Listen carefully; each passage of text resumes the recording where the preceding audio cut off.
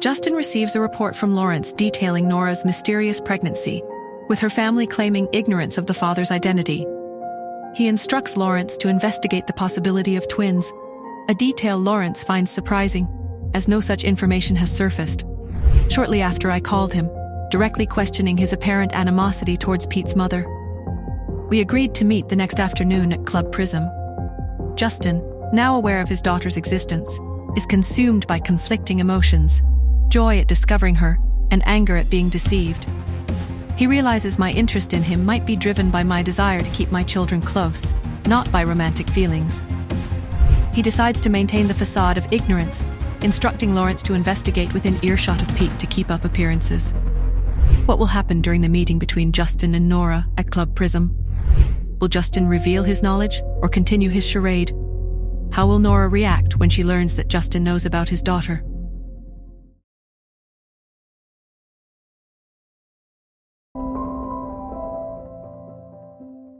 I was running late. Again. I'd barely managed to brush my teeth and throw on a baseball cap before rushing out the door. Chester's house was my first stop, dropping off Cherry. "Mommy has to go see Mr. Hunt," I told her, trying to keep my voice steady. "Be good." A knot of worry tightened in my stomach as I watched her disappear into the house. Club Prism, a fancy, exclusive place. I hoped the soundproofing in the private rooms was as good as they said. I needed to talk to Justin, explain things before everything spiraled completely out of control. He walked in just as I arrived, his face etched with fatigue and a hint of anger. "Mr. Hunt, you..." I started, but he cut me off. "You've gotten very involved in my affairs," he said, his gaze intense. "I have to assume you're interested in me. If you want me to give you a chance, I deserve to know what's going on with you, too." My breath hitched. What was he talking about? "You made frequent contact with my son when we were in California. After coming to New York, you kept trying to approach me and get involved in my life. You're in love with me, aren't you?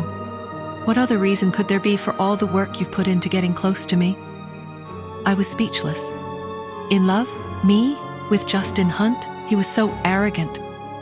"I suppose so," I managed, my voice barely a whisper. I had no other choice given the situation. A smirk played on his lips. "Okay, so you're in love with me. And I'm willing to give you a chance. I will answer your questions truthfully and tell you everything you want to know. Please, go ahead." I stared at him, my mind reeling. This was insane, but I had to use this opportunity, this bizarre, twisted opportunity. "Do you know Pete's mother, Mr. Hunt?" I asked, my voice trembling slightly. "No, I don't," he replied, his dark eyes unwavering. "Then why do you hate her so much?" I pressed. His jaw tightened.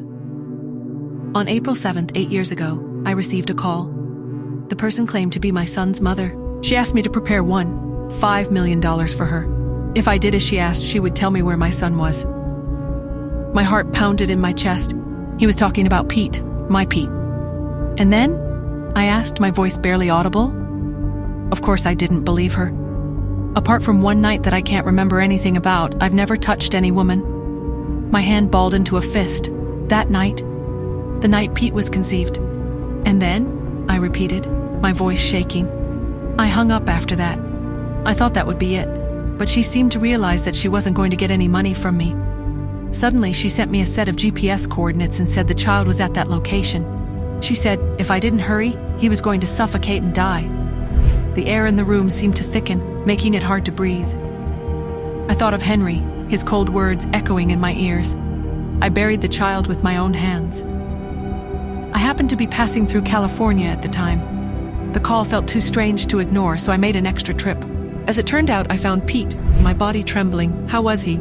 He wasn't breathing when I found him. My eyes widened in horror. Pete has a mild form of autism and tends to be quiet and withdrawn anyway. But physically, he's also very frail. And that started with this attempt on his life. He was permanently affected by what happened, even if he doesn't remember it. He looked straight at me, his eyes filled with a cold, burning anger. Every time Pete fell sick, Justin's resentment toward his mother would grow a little. The memories of that phone call disgusted him.